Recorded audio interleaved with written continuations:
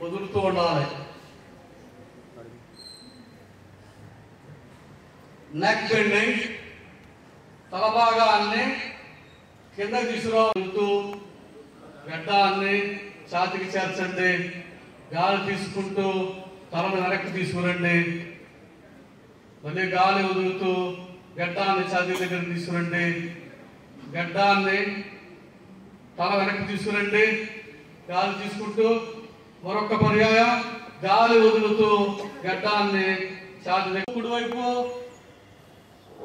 గాలి తీసుకుంటూ మధ్యలోకి, గాలి వదులుతూ ఎడవైపు మరొకసారి గాలి తీసుకుంటూ మధ్యలోకి, గాలి వదులుతూ కుడివైపు. యోగా అంతా కూడా శ్వాసల మీదే ఆధారపడి ఉంటుంది. ఎక్సేల్ అండ్ ఇన్హేల్ ఆసనాలకు అనుగుణంగా కదలికలు ఉండాలి. ఎడం చేతిని కుడి భుజం దగ్గర తీసుకురావాలి. మళ్ళీ గాలి తీసుకుంటూ మధ్యలోకి రావాలి. గాలి వదులుతూ ఎడవైపు రండి. గాలి తీసుకుంటూ మధ్యలోకి రండి. గాలి వదులుతూ కుడివైపు. నడుము కూడా తిప్పుతూ ఉండాలి. ఏ చెయ్యి అయితే తిరుగుతుందో ఆ చేతి గుండా కంటి గుడ్లు కూడా తిప్పుతూ ఉండాలి. గాలి తీసుకుంటూ మధ్యలోకి, గాలి వదులుతూ ఎడమవైపు. మరొక పర్యాయం గాలి తీసుకుంటూ మధ్యలోకి, గాలి వదులుతూ కుడివైపు, గాలి తీసుకుంటూ మధ్యలోకి. ఇలా చేయండి.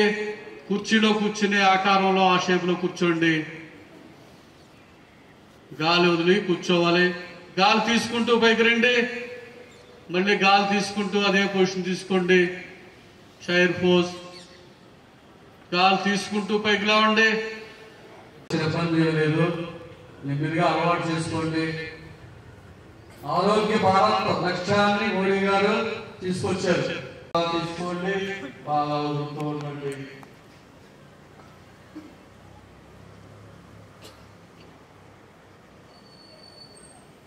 రిలాక్స్.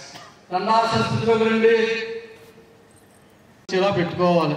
తల వెనకకు ఉంచుతూ తల కండరాలను బాగా సాగదీయాలి.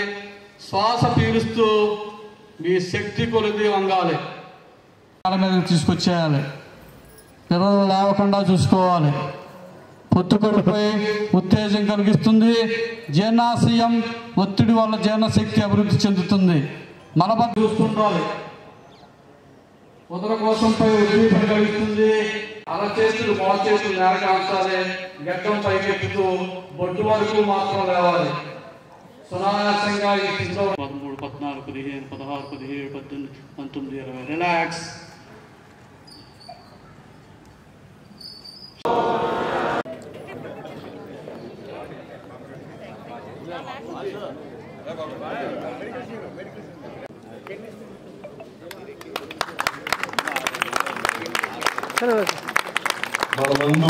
మన మధ్యలో ఉన్నటువంటి మన ఎమ్మెల్సీ సభ్యులు శ్రీ గోపిమూర్తి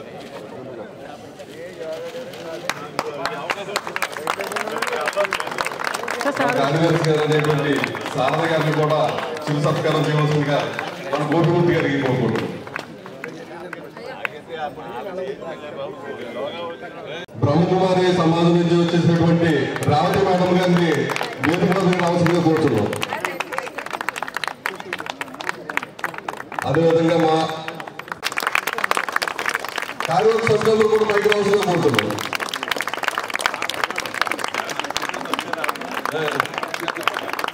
కార్యదర్శి సభ్యులు ఎవరిలో ఉంటే కనుక వేదిక మీద రావాల్సిందిగా కోరుతున్నాం.